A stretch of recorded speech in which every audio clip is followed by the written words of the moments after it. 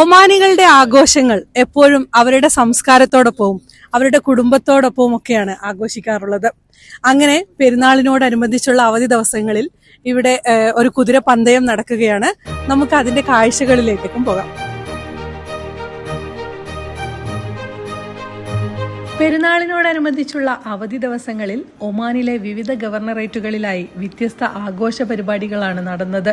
Omani പാരമ്പര്യവുമായി ബന്ധപ്പെട്ട് കിടക്കുന്നവയാണ് ഇവിടുത്തുകാരുടെ ആഘോഷങ്ങളൊക്കെയും. അതിൽ പ്രധാനമാണ് കുതിരയോട്ടം.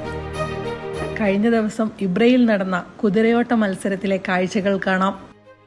السلام عليكم ورحمة الله وبركاته.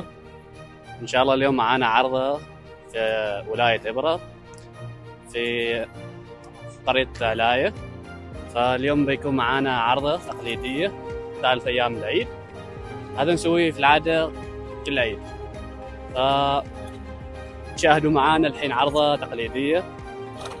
أمورنا طيبة إن شاء الله.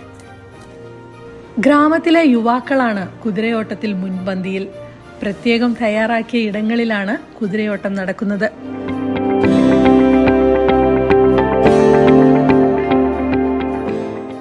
കുതിരകളെ അലങ്കരിച്ച് വാഹനങ്ങളിലാണ് ഇവിടേക്ക് കൊണ്ടുവരുന്നത്.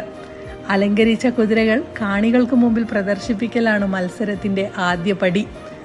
അതിനായി തയ്യാറായി നിൽക്കുന്ന കുതിരകൾക്കുമേൽ യുവാക്കൾ നടത്തുന്ന അഭ്യാസ പ്രകടനങ്ങൾ ചെറിയ കുട്ടികൾ മുതൽ മുതിർന്നവർ വരെ ആസ്വദിക്കുന്നതും ആവേശം കൊള്ളുന്നതും കാണാം.